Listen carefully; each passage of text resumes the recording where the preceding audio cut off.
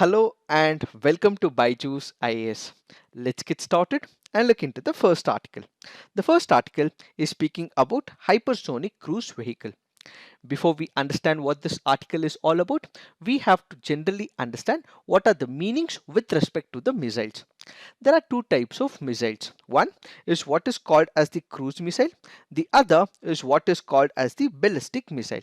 First, let us understand the key difference between the cruise missile as well as the ballistic missile. When it comes to the cruise missiles, they are generally guided in nature.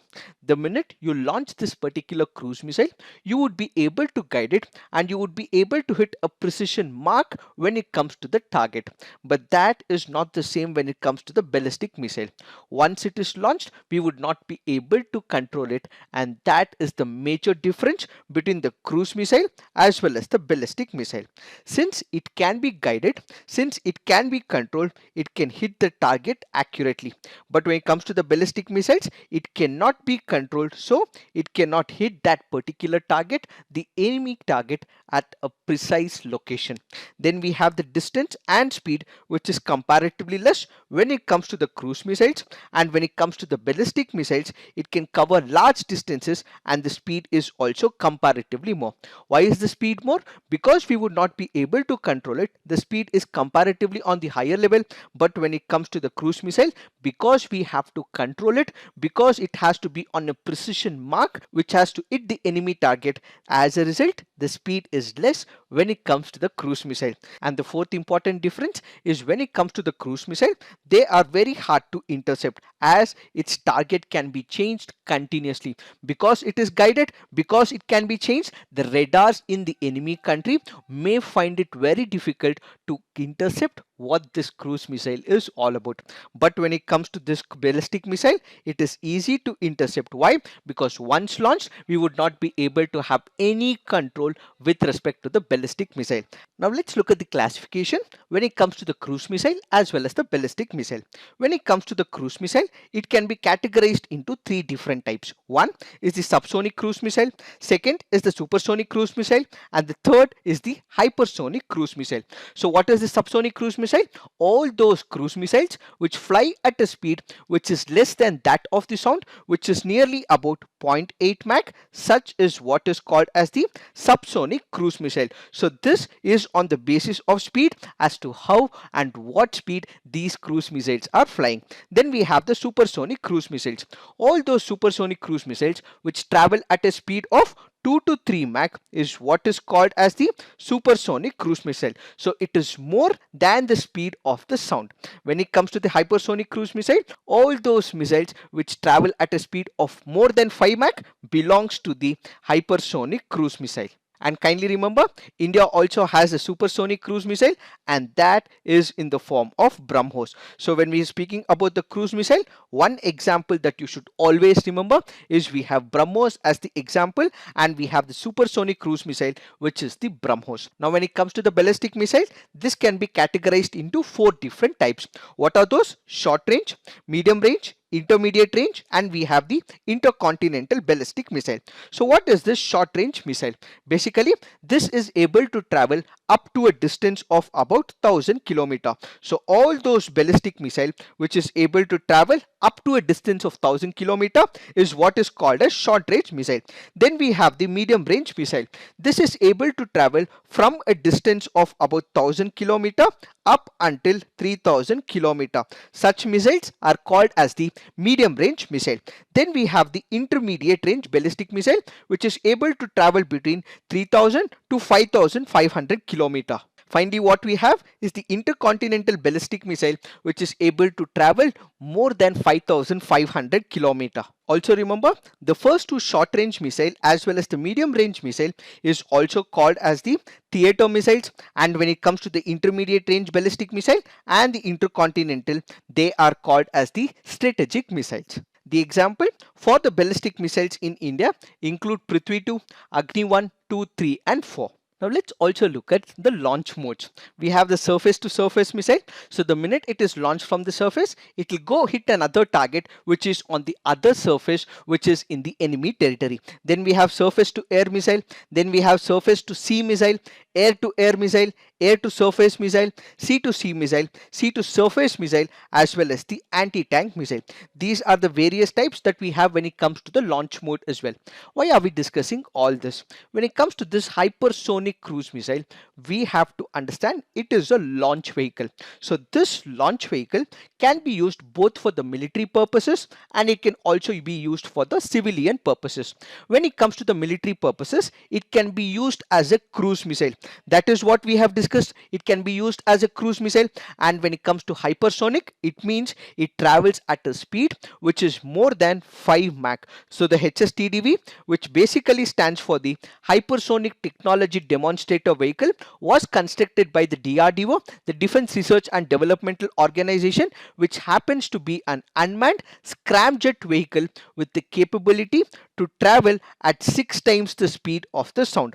It can also rise up to an altitude of 32 km in less than 20 seconds. Such is the advantage that we have, that we would be able to use it both for the military as well as for the civil advantages in the near future. As of now, this is not a missile, but this is a vehicle which has been demonstrated by the DRDO. In the near future, missiles can be mounted on it, or in the near future, even all these ammunitions as well as satellites can be mounted on this very vehicle.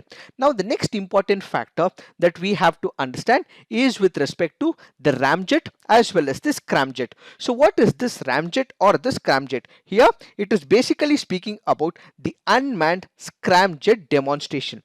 Let's try and understand what is this scramjet demonstration. Basically, you have different types of engines. So you have the ramjet engine, you also have the scramjet engine as well. So when we are speaking about engines, there are two types. There are many other types, but what is important for us right now is that we understand the basic difference between the ramjet as well as the scramjet. So this ramjet as well as scramjet is nothing but one of the jet engines. Also remember, there are three different stages. One is called as the compression, the other is called as the combustion, the third is what is called as the expansion.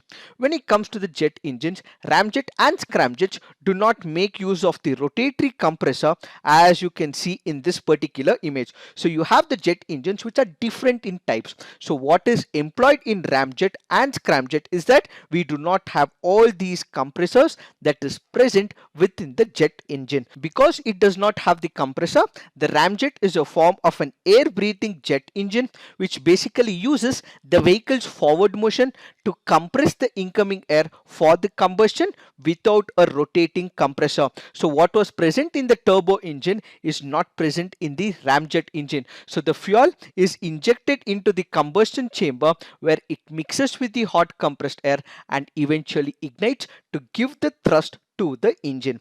But what is the most important factor from the civil service examination point of view is that ramjet, when it is employed in a particular engine, it is able to run at supersonic speeds. So when it is going at a supersonic speed, it is well employed, it is efficient, but this cannot be employed when it comes to the hypersonic speeds. So the ramjet efficiency starts to drop when the vehicle reaches the hypersonic speed. As a result, we have this scramjet engine as well. So what is this scramjet engine? It is an improvement over the ramjet, and what happens, there is efficiency when it is operating with respect to the hypersonic speeds. That is the primary reason it is called as the supersonic combustion ramjet when it comes to the scramjet.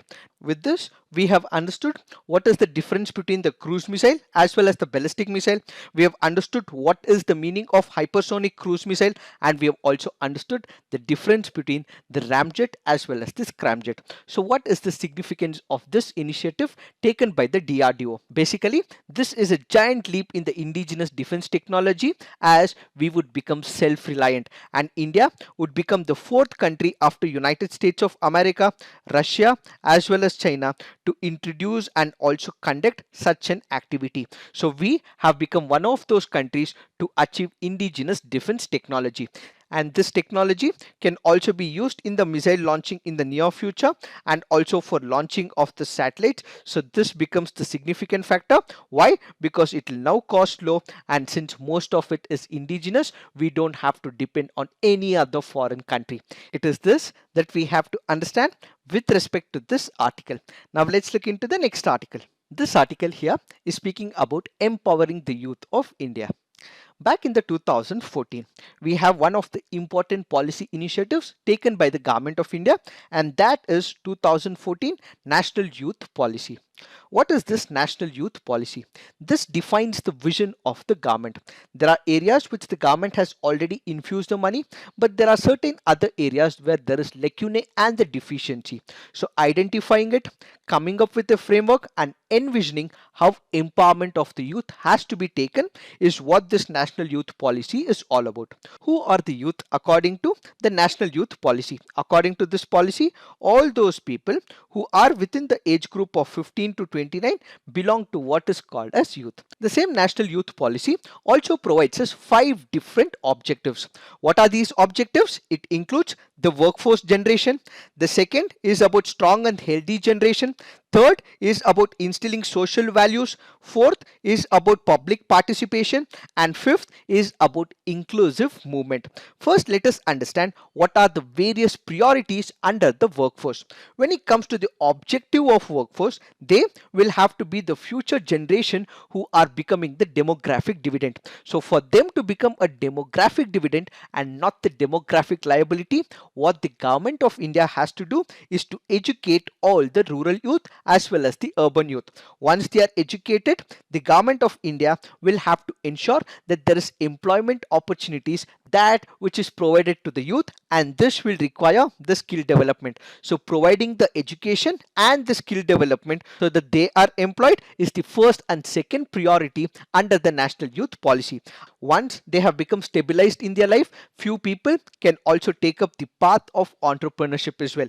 It is when some of the job takers will become job givers in the near future, and once they become the job givers, the government will have to make sure that there is every possibility of tax holidays, that all the permissions are given to these startups so that there is no permit raj and the license raj, so that these people do not move to a different country and there is brain drain. So the first important factor is about creating a workforce. The second major objective is strong and healthy generation. This has two priorities. One is the health sector, the other is the sports activity. When it comes to the health, the government has to make sure that all the disease control programs and measures are taken by the government of India. So providing requisite infrastructure when it comes to the health facilities is the need of the hour. When it comes to the sports activity, physical activities should be supported, awareness has to be given, and the most important of all is making sure that these youth do not get addicted to the idea of drugs. So drifting away, moving them away from this unhealthy activities is the second need of the hour. Third is what we have is the values and promotion system. So we have promotion of social values and the community engagement. What is this promotion of social values? This is about brotherhood, this is about harmony, this is about respect for each other's language, tradition, so on and so forth. This also has to be inculcated in the youth of India. This is followed by community engagement, which is about leveraging existing community development organizations and also promoting social entrepreneurship as well. Then we have the youth who should be participating in the politics and the governance, which actually becomes the fourth important objective. And finally, what we have is the inclusion as well as the social justice priorities under the fifth objective. So it is not only a certain echelons of the youth, but irrespective of which society they come from, irrespective of which social environment they come from, all the people will have to be taken in this very ship. So it is not only the rich people, it also includes the other backward classes, it also includes the SC/ST community and all those people who are economically backward as well. So irrespective of how they are brought up, they should also be taken in this national youth policy. So these are the objectives when it comes to the national youth policy.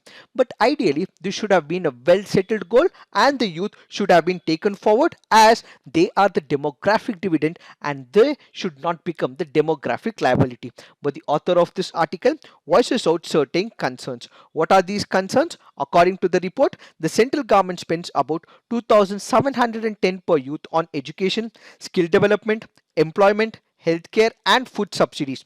The total amount is pegged at about 90,000 crores. Assuming the states have also spending same amount of money, the total investment in our youth would be less than under 1% of the GDP. But there is another recommendation given by the World Bank report. It says if a particular country is not investing in children and youth at least 4% of the GDP, there could be losses in the near future when it comes to the youth operation. So what are we looking at? We are looking at 1% of the GDP which is being infused by the government of India, including the government of the states, but ideally it should be about 4% of the GDP, says the World Bank according to its report. In case we are not infusing the money, the future demographic dividend can become the demographic liability.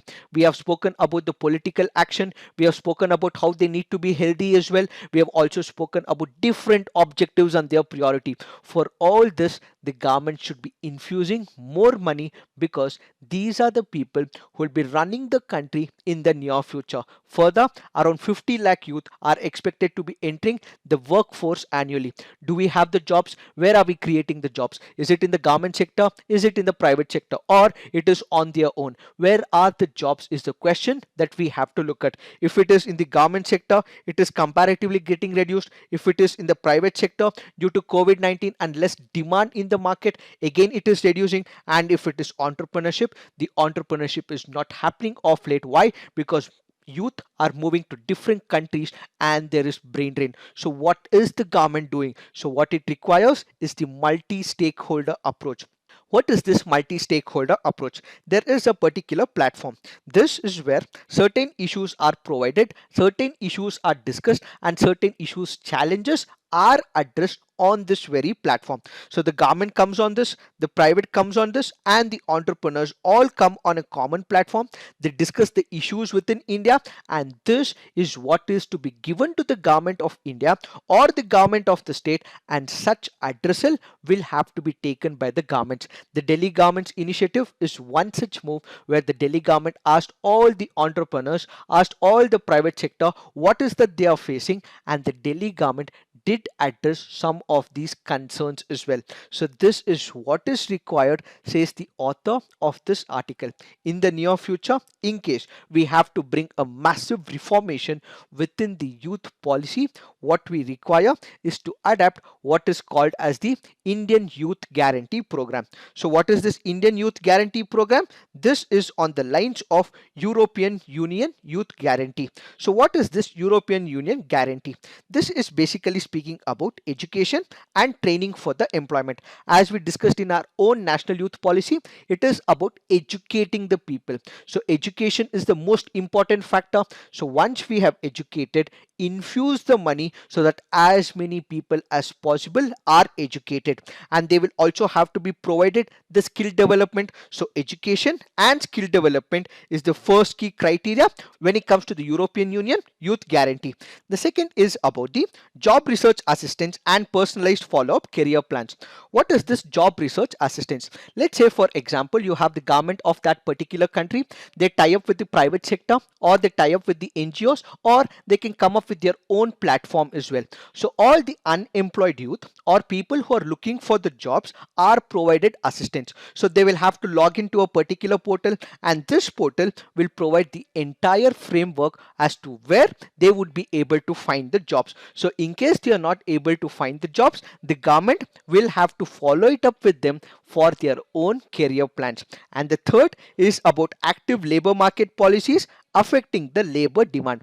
What do we mean by it? Let's say, for example, there is a particular company. It is hiring about 100 people, but it is in need for 200 people, but it is not hiring because it has to pay more taxes to the government of India, or for that matter any other government. So what should the government do is provide certain tax holidays. What should the government do? It should also provide certain hiring subsidies as well. So providing such incentives and hiring subsidies is what is the third factor. In case the government of India is able to adapt this European Union Youth Guarantee Program in India, it will be a very good add-on, says the author of this article.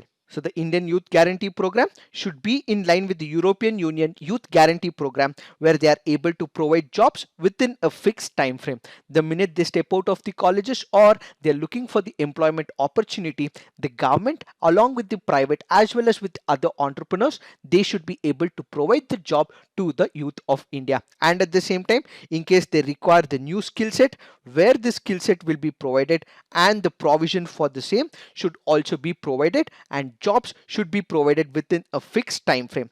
Then we have the district administration and local bodies who should also follow it up with the rural youth for the effective outcome. Then we also have the industrial developmental bodies. We also have number of industries which should directly contact the college authorities as well. They should have a tie-up with the colleges and they should be able to teach them what is actually required in the real market. When it comes to the education sector in India, what we study might be totally different, and what is required in the industry is totally different. Even after studying for 4 years of engineering, a person has to still go out and he's taught what is actually required in the industry circle.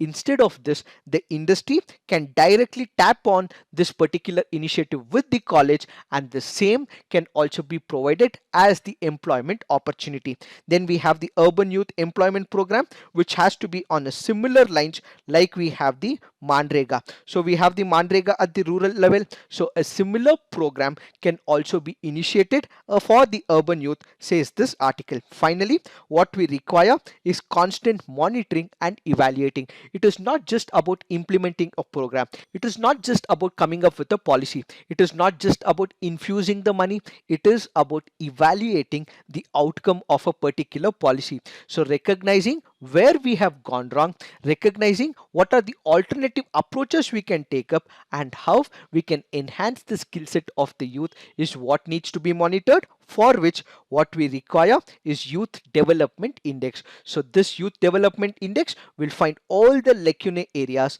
identify the alternative approach, and also spring up new ideas and dimensions for the youth development, is what this article all about. It is this that we have to understand with respect to this article. Now let's look into the next article. This article says spraying disinfectants on people to fight virus not recommended, says the government of India. There was a petition that was filed in the Supreme Court. This questioned the efficacy of disinfection tunnels, spraying of disinfectants, and fogging as a means to prevent the coronavirus infection. So what do we mean by it? Let's say, for example, you might have usually seen that there are tunnels that are built up, and you would also see people who would walk through these tunnels, and you would have the sprays that are put up on these people. So what would happen? Whether this disinfectant that is sprayed on the person, is it right or wrong, or is it completely a null approach, or it is a futile approach? As shown in the picture, you have number of tunnels which are built across the length and breadth of India. People walk through these tunnels, and what the questioner or the petitioner is asking the Supreme Court and the government, is it right? Is it working? For which the government of India has responded that this was not given in any of our notifications. We have not asked any of the private organizations, or we have not recommended any of them to use such disinfected tunnels. In fact, they also say that these disinfected tunnels also cause physical and psychological harm as well. The government further goes on to say that these infectants that are sprayed in the tunnel does not have any impact on the coronavirus. In fact, spraying has also affected the skin and also the respiratory tract as well. In fact, when you look at number of reports from the World Health Organization, the Director General of Health Services, the Indian Council of Medical Research, all have said that this is completely illogical. The virus has already entered the body. How is that this disinfectant that is sprayed through this tunnel is helping that particular person? They have questioned the very idea of spraying this disinfectant through the tunnel, and as a result the Supreme Court of India did question the government as well. So the government has currently said that it is looking forward to issue a notification appropriate order, and it will be issuing this appropriate order very soon, so that such disinfectant tunnels are not employed in government or in the private sector. Why? Because this can harm the skin, this can harm the respiratory tract, and this can also have physical and psychological harm to the human beings. It is this that we have to understand with respect to this article. Now let's look into the next article. This article says Center launches 24/7 toll-free mental health rehab helpline. What is this article all about? There are a number of people who are suffering from mental stresses. COVID-19 has exacerbated it. There are emotional stress as well as economic stress as well. There are people who are also ignited by passions as well. Why? Because they might have lost a job, or their relationship status at home might not be great. There might be volatile relationship as well, and there could be abuse of people as well. In this particular backdrop, they require some shoulder where they can actually communicate, and they also require some encouraging words as well. In order to accommodate them, what we require is the health experts, psychological experts, and that is provided by the Ministry of Social Justice and Empowerment. What have they done? They have launched a 24/7 toll-free helpline to provide support to people facing anxiety, stress, depression, suicidal thoughts, and other mental health concerns. To address all these issues, they have made sure that there is a particular rehabilitation helpline called as Kiran. So any person who is suffering from all these issues would be able to call up this number 1800 and the ministry would be able to address their queries. So what happens? This is in about 13 languages, and all these people would be provided the rehabilitation help as well. So the rehabilitation services, psychological support, distress management, mental well-being, promoting positive behavior, and psychological crisis management will be provided by all these health experts as well. So the 13 languages include Hindi, Assamese, Tamil, Marathi, Odia, Telugu, Malayalam, Gujarati, Punjabi, Kannada, Bengali, Urdu, and English as well. So once they connect to this particular number, all that they have to do is select one particular language as per their preference. The minute they have selected, this particular call will be connected to the mental health experts, and they will be able to resolve their issue or refer the same to the clinical psychologists or the rehabilitation centers or to the psychiatrists as well. So what is the significance of this move? This helpline is dedicated to resolve all the mental health issues related to anxiety, obsessive compulsive disorder, suicide, depression, panic attack, so on and so forth. In case there are people with such mental disorder, the government is making sure that such people do not commit any of the negative acts in their own life. It is this that we have to understand with respect to this article. Now let's look into the next article. This article here is speaking about the Naga conflict. What is this Naga conflict? What has been the implications? What is the insurgency movement? When did this all take up? With respect to the background has been explained in fourth topic, post Naga deal, extortion by Naga rebels should end at 10 minutes 30 seconds. The link for the same will also be provided in our description box. So kindly look into it for the entire background with respect to the Naga conflict. And with respect to the latest issue about the governor and the issue with respect to the Naga conflict, the same has been discussed on 11th of August 2020 under the sixth topic, Naga peace talks hit a road bump. Kindly look into it. Now let's look into the next article. This article here is speaking about Brexit.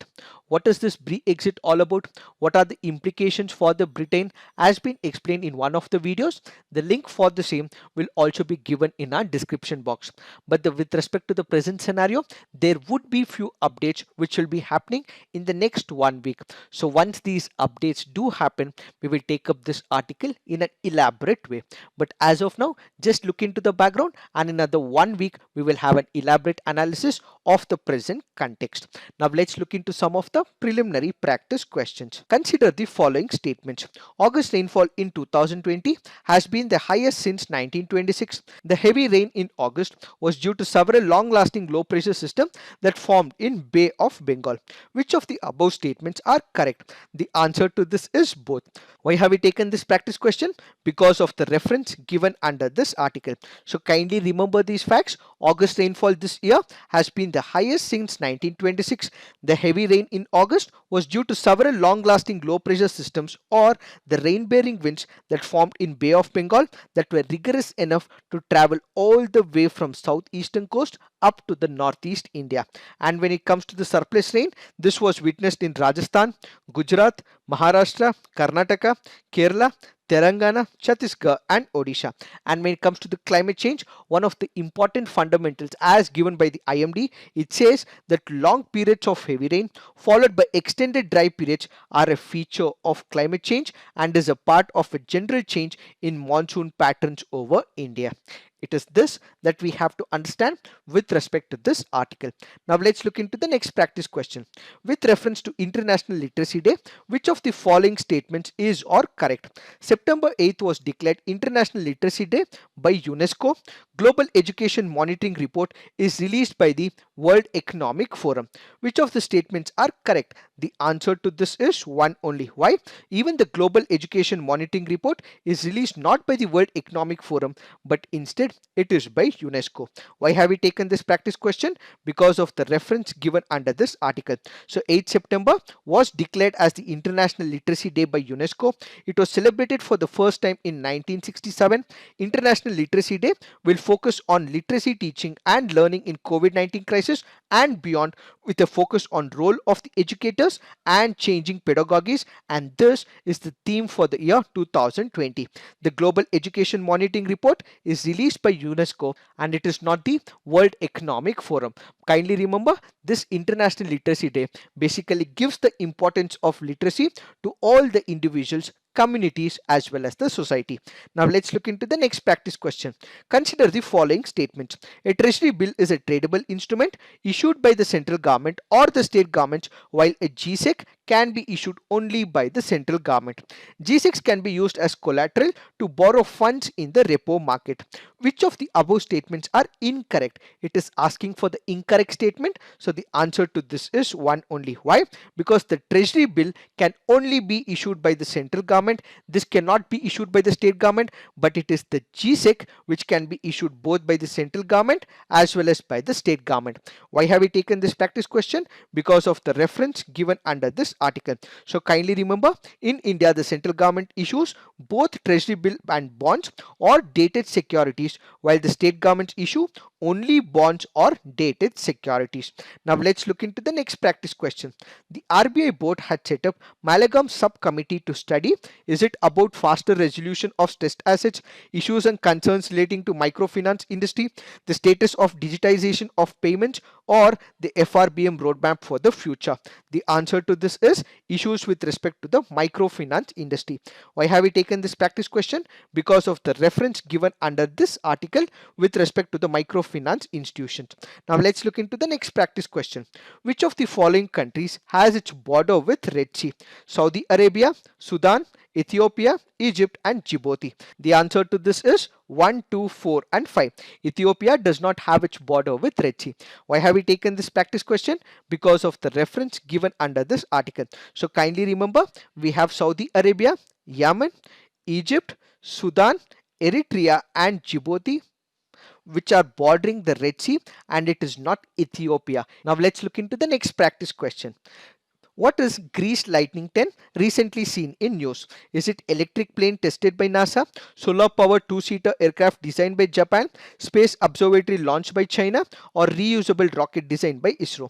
The answer to this is electric plane tested by NASA. Now let's look into the mains practice question. What are the key difference between cruise missiles and ballistic missile? Explain the significance of hypersonic technology. Demonstrate a vehicle. Empowering the youth is not only about creating action plans and periodic investments, but is also about monitoring and evaluating its impact on the youth. Discuss. So please write all your answers on the comment section. peer review, come up with constructive criticism. In case you have liked our initiative, please do like and subscribe to our YouTube channel. This is it for today. Thank you for watching. All the best.